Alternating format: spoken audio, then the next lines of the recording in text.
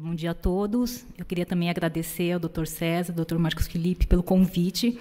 Me coube um tema bastante interessante. Eu gosto bastante de trabalhar com adolescentes e falar de ovário policístico ainda é um desafio nas adolescentes. Vocês vão ver que assim a gente não tem ainda o diagnóstico muito bem firmado, assim, tem muitas controvérsias quanto a isto. A terapêutica ainda gera algumas dúvidas, mas parece estar um pouquinho mais estabelecida.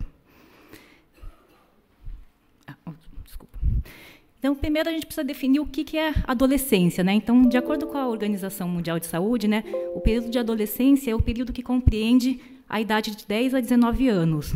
Aqui no Brasil, a gente tem uma idade um pouquinho divergente, tá? De acordo com o Estatuto Nacional da Criança e do Adolescente, né, o Brasil compreende a idade de adolescente no período de 12 a 18 anos. Em algumas situações especiais, eles levam a crer até 21 anos, tá?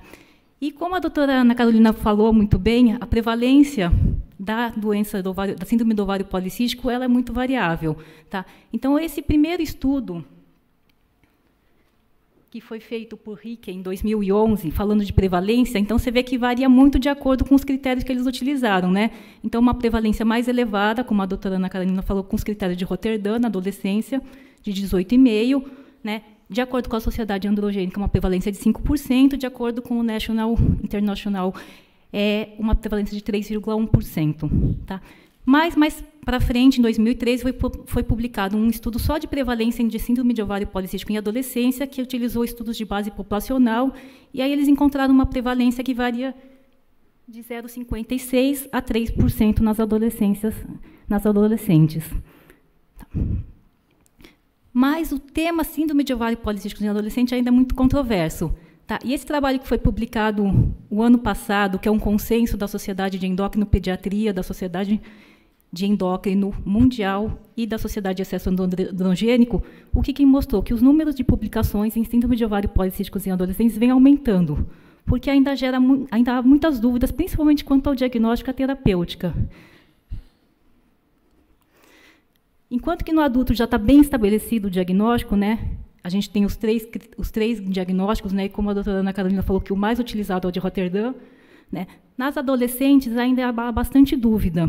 Né, o que era utilizado até pouco tempo atrás eram os critérios de Roterdã, mas vocês vão ver que, ao longo dos tempos, foi havendo evoluções de utilizar esse critério, adotar o ultrassom ou não, e foram sendo modificados. Isso porque, nas adolescentes, essas manifestações, esses sinais clínicos que aparecem, o hirsutismo, a acne, a irregularidade menstrual, são manifestações fisiológicas comuns a essa fase de idade. Então, muitas vezes, essas meninas deixam de ser diagnosticadas e não são tratadas de forma adequada, e outras vezes elas são superdiagnosticadas e recebem tratamento sem necessidade, com repercussões psicológicas bastante importantes, porque elas são caracterizadas como uma síndrome que vai levar a repercussões metabólicas, a disfunções de fertilidade, o que leva a repercussões psicológicas importantes. Então, a partir daí, começou a aparecer estudos sobre como fazer o diagnóstico nas adolescentes. E um dos primeiros estudos foi publicado em 2006 pela Sociedade Endócrina de Paris, Sultan em Paris, que eles concluíram que, para fazer diagnóstico de síndrome de ovário policístico em adolescente, a gente precisava usar critérios bastante rigorosos. Então, eles preconizaram que, para ter ovários policísticos nas adolescentes, a gente precisava ter 4 desses 5 critérios aqui. Seria a anovulação crônica, persistente por mais de 2 anos após a menarca, uma vez que é comum a irregularidade menstrual nos 2 primeiros anos. O hiperandrogenismo clínico, considerado como uma acne persistente e um hirsutismo mais intenso. Tá? O hiperandrogenismo laboratorial, representado por uma testosterona maior do que 50 e uma relação LH-FSH maior do que 2, presença de alguns sinais metabólicos, como resistência insulínica, hiperandrogenia, obesidade central, né, intolerância à glicemia, ou os ovários policísticos ao ultrassom. Então, esse foi o primeiro parâmetro que começou a ser um pouquinho mais restrito para as adolescentes no diagnóstico. Depois de muito tempo atrás, o consenso de 2012, da de Rotterdam, com a Ashley, né, e com a Arsman, ele estabeleceu que os critérios para adolescentes seriam os mesmos critérios de Roterdã, só que teriam que estar os 3 critérios presentes, não só 2 dos 3, como é feito no adulto. Então, ela deveria ter a anovulação persistente por mais de 2 anos, o hiperandrogenismo clínico ou laboratoriais, com manifestações androgênicas mais severas, tá? E os ovários policísticos pelo ultrassom, que seriam considerados um volume maior que 10 centímetros, uma vez que nas adolescentes a maioria delas muitas vezes não tem atividade sexual e o ultrassom feito é o ultrassom abdominal e, como bem a doutora Ana Carolina disse, é difícil você medir os folículos nessas pacientes.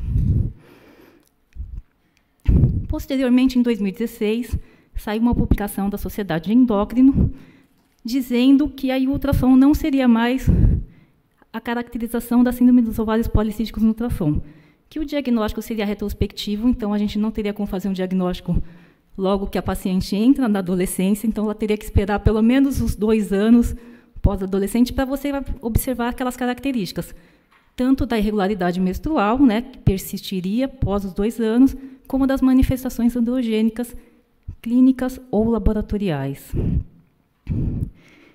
E o ano passado foi publicado um consenso da Sociedade de Endocrino-Pediatria, a Sociedade de Excesso de Androgênios e a Sociedade Endócrino, que é o conceito que é mais utilizado hoje para diagnóstico de síndrome dos ovários policísticos, que consiste em quê? Nos sinais, né, na oligomenorreia ou amenorreia persistente, por mais de 2 anos, tá?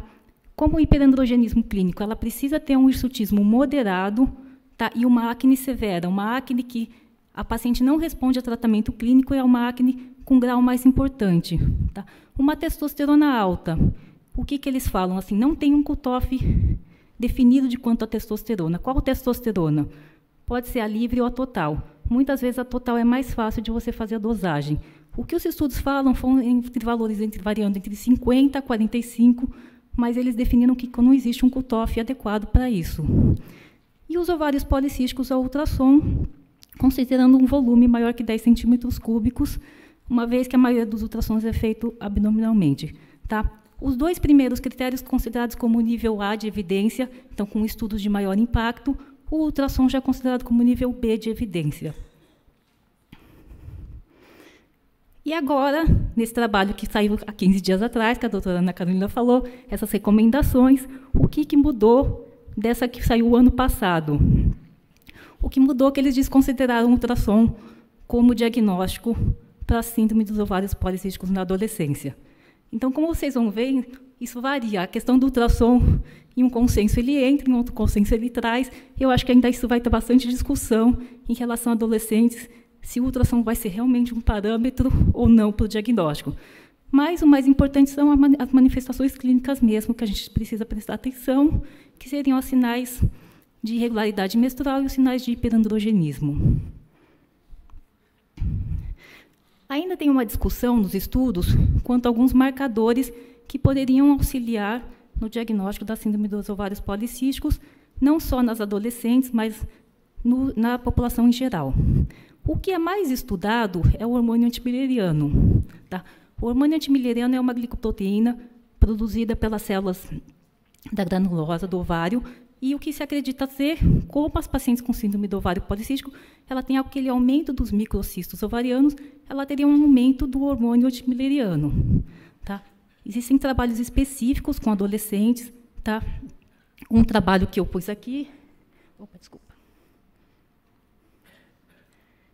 Esse trabalho aqui publicado ano passado, em 2017, onde ele avaliou 90 adolescentes, dividiu em 45 adolescentes com síndrome de ovário policísticos e obesidade, 45 adolescentes sem síndrome dos ovários policísticos, obesas, e ele observou que um aumento importante do antimileriano das pacientes que tinham síndrome dos ovários policísticos, com um cutoff de 6.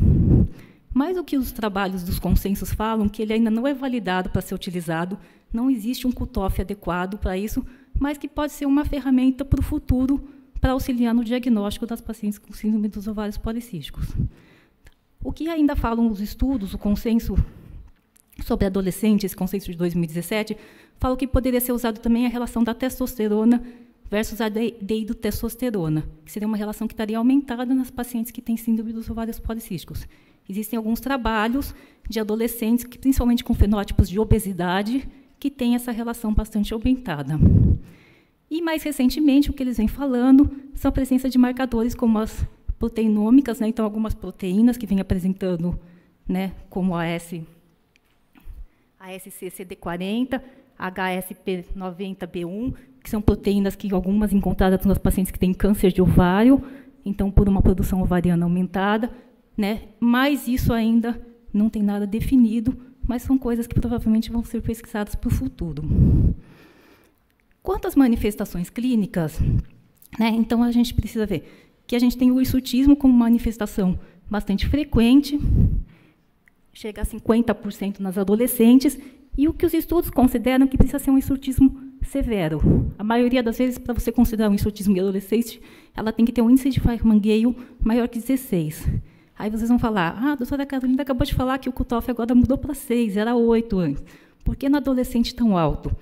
Então, o que eles falam? Que o índice de Farman-Gale ele não foi feito especificamente para adolescente. Ele foi feito para as mulheres adultas caucasianas.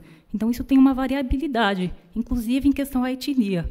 Então, o que eles consideram que seja um hirsutismo importante e para utilizar um índice então, mais elevado. Outras manifestações hiperandrogênicas, então, a acne, que ocorre em 63% das adolescentes, lembrando que sempre tem que ser uma acne mais severa e pouco responsiva a tratamentos tópicos. A anovulação, que vai ocorrer em 50%, lembrando que no primeiro ano, 80% a 90% das adolescentes têm ciclos irregulares, e até o terceiro ano, até quase 60% vão ter ainda irregularidade menstrual fisiológica, por isso a gente considera a irregularidade a partir dos 2 anos pós-amenarca. Tá? A obesidade é muito frequente nas pacientes adolescentes com síndrome do ovário policístico, podendo chegar a 80% das pacientes que têm síndrome do ovário policístico serem obesas. 30% a 35% vão ter resistência insulínica e 15% podem chegar a ter síndrome metabólica na adolescência. A síndrome metabólica, ela tem um diagnóstico um pouquinho diferente da adolescente quanto adulto. Então, até os 16 anos, a gente tem alguns critérios, que são os 3 dos 5 critérios para você considerar, mas alguns um pouquinho diferentes. A circunferência medida da cintura, ela tem que considerar pelo percentil, tem que ser um percentil maior que 90. Tá? No adulto já tem uma medida estabelecida, que é 88. Tá? O triglicérides é igual, 150. A questão do HDL é um pouquinho menor na adolescência, até 16 anos, 40, enquanto que no adulto é 50. As medidas de pressão, 13/85 igual. E a questão da glicemia na adolescência um pouquinho menor, 100, enquanto no adulto 110. Então, isso até os 16 anos. A partir dos 16 anos, é considerado os mesmos critérios para a síndrome metabólica que o do adulto. Tá. Isso é um trabalho que saiu esse ano, mostrando a prevalência de síndrome metabólica do adulto, uma meta-análise, que eles observaram que as pacientes que têm síndrome do ovário policístico têm quase 3 vezes um risco maior de ter síndrome metabólica que as adolescentes sem ovário policístico. Tá? Então, isso é importante para a gente pensar depois no tratamento dessas meninas. Lembrar que a gente tem que fazer o diagnóstico diferencial. Tá?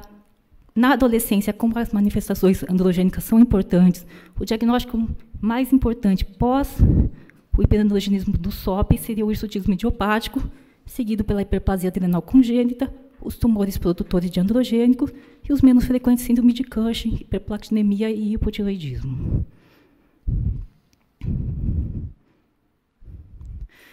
E aí, como tratar essas adolescentes? O tratamento ele vai ser individualizado para cada adolescência, para cada adolescente. Em geral, a gente vai tratar as manifestações. Elas muitas vezes estão preocupadas mais com as manifestações estéticas do que as repercussões a longo prazo e os distúrbios metabólicos. Né? Além do que, adolescente é uma população, às vezes, difícil de você lidar. Muitas adolescentes, né, elas não conseguem tomar comprimidos, a gente tem dificuldade. Então, a gente tem que individualizar o tratamento para cada uma. O que fala a primeira coisa? Né? Então, todos os consensos, o que eles falam? A primeira coisa, principalmente porque a obesidade é muito associada nessas meninas, é a mudança do estilo de vida. Então, a perda de peso, começando com uma dieta, né? Os estudos mostram que uma perda de peso de 5% a 10%, ela faz o quê? Diminui a testosterona, aumenta o SHBG, isso vai levar à normalização dos períodos menstruais, diminui a resistência insulínica e vai diminuir a dislipidemia. Como a gente estabelece isso? Tentando cortar o quê? Refrigerante, os lanches, McDonald's, aquelas coisas mais frequentes que as adolescentes gostam de usar, e tentando fazer uma dieta na família. Né? Não adianta só privar a adolescente e a família continuar utilizando, né, um outro tipo de alimentação que ela não vai aderir a isso. Então, tem que fazer um trabalho em conjunto com a família. Além de tudo, os trabalhos falam que para a perda de peso não adianta só a dieta, precisa associar com atividade física, e o que nesse último consenso saiu há 15 dias atrás, é preciso ser uma atividade física intensa, que é recomendado para adolescente, tipo aeróbica, 3 vezes por semana de 60 minutos, para auxiliar na perda de peso. Em relação aos medicamentos, a primeira linha de tratamento para adolescentes são os contraceptivos orais combinados. Tá? Os contraceptivos orais combinados, eles vão agir como? Eles vão aumentar a produção de SHBG no fígado e aí diminuir testosterona livre, diminuir as manifestações androgênicas e vão suprimir a produção de androgênios ovarianos, porque bloqueiam a produção de LH lá na hipófise. Dessa forma, ele vai tratar tanto as manifestações androgênicas como a irregularidade menstrual. Que pílula usar? Então, primeira coisa, a gente vai ter que ver de acordo com os critérios de elegibilidade da Organização Mundial de Saúde. Então, uma adolescente que tem uma enxaqueca com áurea é contraindicada ela usar uma pílula combinada ou com os demais critérios, né? E qual tipo de pílula usar?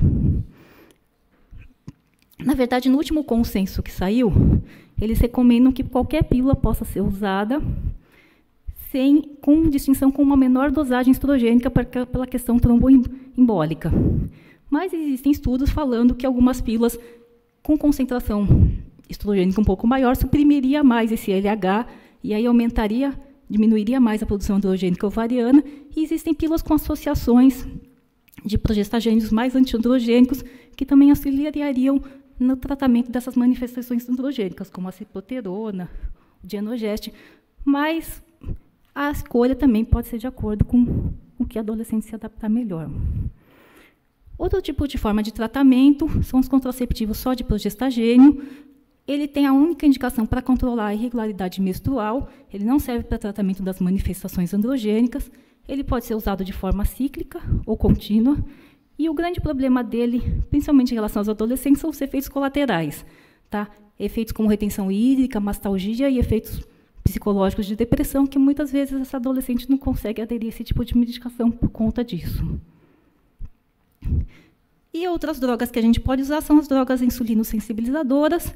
A mais utilizada é a metformina. Tá? A indicação dela na adolescência são para as adolescentes que são obesas ou que têm resistência insulínica.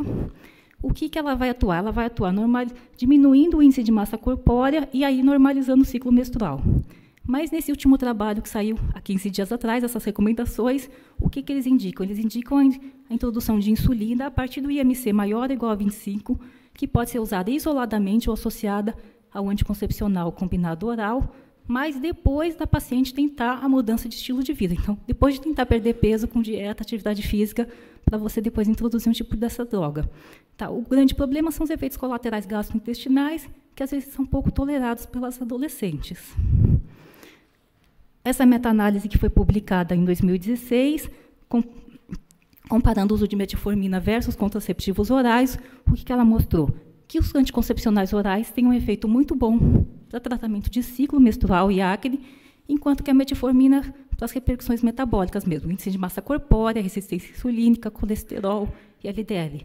Em relação ao hirsutismo, as duas drogas tiveram resultados semelhantes para o tratamento, que foram pouco efetivos.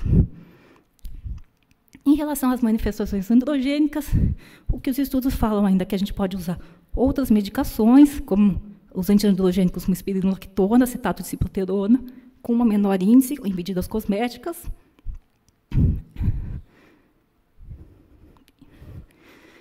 E, para finalizar, um trabalho que foi publicado esse ano foi uma pesquisa sobre quais medicações que eles utilizam na clínica particular. Eles fizeram um questionamento para ginecologistas, endócrinos e pediatras. Né? E o que a gente vê... Opa, desculpa. O que a gente vê é que a medicação mais utilizada realmente é o anticoncepcional oral combinado, de acordo com todas as especialidades, mas que a especialidade que acaba utilizando um pouco mais metformina são os endocrinologistas, Provavelmente porque eles têm uma população viciada, eles recebem as pacientes mais gordinhas, eles acabam tendo que tratar as repercussões metabólicas, e que as medicações antiandrogênicas, como falei, espironolactona, acetato de ciproterona, são muito pouco utilizadas nas adolescentes em todas as especialidades. Bem, era isso que eu tinha para concluir. Muito obrigada.